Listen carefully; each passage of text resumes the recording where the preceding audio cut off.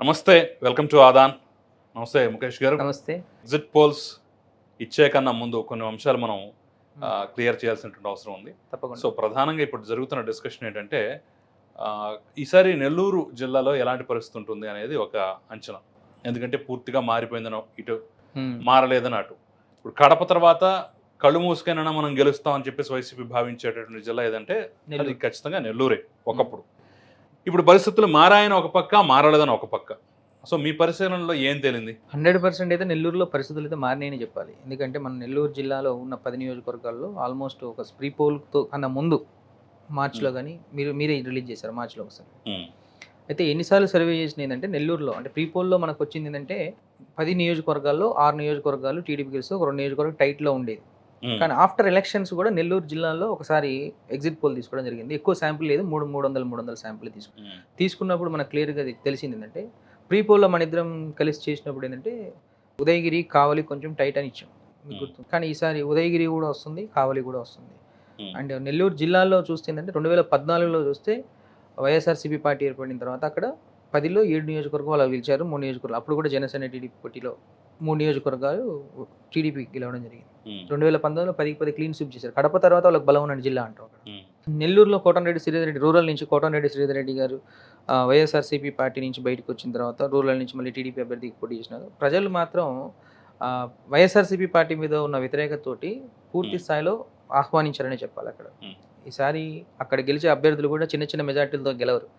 Almost అందరూ కూడా 10,000 పైచీలకు మెజార్టీతో గెలిచే అభ్యర్థులు ఉన్నారు. ఈవెన్ ఈసారి సర్వేపల్లి గురించి మాట్లాడుకుని గత 4 సార్లుగా ఓడిపోతున్న సర్వేపల్లి కూడా ఈసారి భారీ మెజార్టీ అంటే 10,000 ఎబో మెజార్టీ తోటి సోమిరెడ్డి చంద్రమోహన్ రెడ్డి కూడా గెలవబోతున్నాడు. అంటే 10లో 8 నియోజకవర్గాలు 100% టీడీపీ ఖాతాలో పడబోతున్నాయని క్లియర్ గా మనం చెప్పుకోవచ్చు. అలాగే నారాయణ కూడా ఏదో 1,00,000 మెజార్టీతో గెలుస్తాడని చెప్పేసి బయట ప్రచారం జరుగుతుంది. అది వాస్తవం కాదు, కాసేపు పక్కన పెడదాం. నారాయణ ఈసారి అద్భుతంగా పర్ఫామ్ చేసే అవకాశం ఉందా, లేదంటే జస్ట్ గట్టెక్కే ఛాన్స్ ఉందా? లేదు, మెజార్టీ అయితే బాగానే వస్తుంది. యాక్చువల్గా అక్కడ ఏంటంటే అనిల్ కుమార్ యాదవ్ మీద పూర్తి స్థాయిలో వ్యతిరేకత ఉండే గతంలో. దాని తర్వాత ఏంటంటే నెల్లూరు అర్బన్లో వ్యతిరేకత ప్రభుత్వంతో పాటు అక్కడ ఉన్న ఎమ్మెల్యే మీద కూడా రావడం ఏంటంటే కొంచెం టీడీపీకి నారాయణ గారికి కొంచెం కలిసి వచ్చిన అంశం. అంటే అనిల్ కుమార్ యాదవ్ పోవటం కలిసి వచ్చిందంటారా? రావటం పోవడమే కాదు, అక్కడ ఫస్ట్ నుంచి కూడా ఆంధ్రప్రదేశ్లో వ్యతిరేకత స్టార్ట్ అయిన కాన్స్టిట్యున్సీ కూడా అదే మొదట. ఆయన అనిల్ కుమార్ గారి ఏదైతే దాని తర్వాత ఏంటంటే నారాయణ గారి మీద 1,00,000 మెజార్టీ వస్తున్నది ఏంటంటే కొంచెం అవాస్తవమే కానీ 30 నుంచి 40,000 తోటి 100% గెలిచే అవకాశం ఉంది అక్కడ.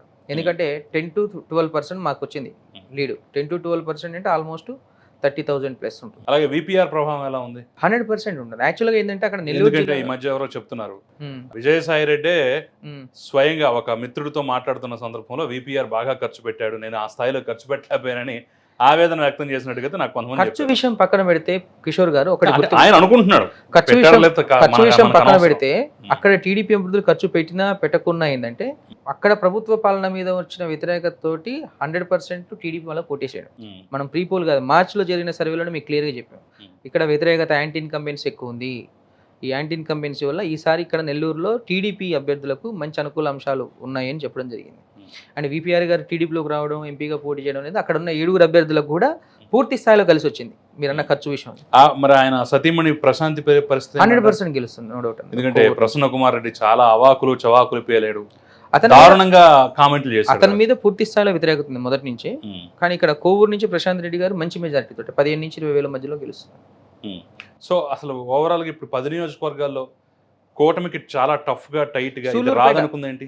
సూలూరుపేట, ఆత్మకూరు 2 టైట్ ఉన్నాయి. ఓకే, మిగిలిన అన్ని కూడా ఉదయగిరి మొన్నటి వరకు ప్రీ పోల్ లో టైట్ ఉంది. సో ఆనం రామనారాయణ రెడ్డి గట్టెక్కడం అయితే కష్టం. అది ఈ 2 నియోజకవర్గాలు అయితే 100% ఓడిపోబోతున్నాయి. మిగిలిన 8 నియోజకవర్గాలు అయితే ఖచ్చితమైన మెజార్టీతో టీడీపీ అభ్యర్థులు గెలవబోతున్నారు. అది ఇంతకు ముందు మనం చెప్పుకున్నట్టు చాలా అద్భుతంగా అసలు కడప తర్వాత మరో కడప లాంటి నెల్లూరులో అంత మార్పు కారణం ఏంటి? అంటే మొదటి నుంచి వచ్చిన వ్యతిరేకత, ఇంకేమైనా ఫ్యాక్టర్స్ పనిచేస్తాయి? వ్యతిరేకత, వేమిరెడ్డి ప్రభాకర్ రెడ్డి గారు జాయిన్ కావడం, కోటారెడ్డి పెద్ద లీడర్లు వైఎస్ఆర్సీపీ నుంచి టీడీపీలోకి రావడం, అండ్ అక్కడ గవర్నెన్స్ ఫెయిల్ అవ్వడం. లోకల్గా మంత్రి కాకాని గోవర్ధన్ సర్వేపల్లి మంత్రి ఉండి కూడా అక్కడ లోకల్గా ఏమి చేయకపోవడం, ప్రజల్లో ఏంటంటే ఒక రకమైన అసంతృప్తితో కూడిన వ్యతిరేకత బాగా ఉంది అక్కడ.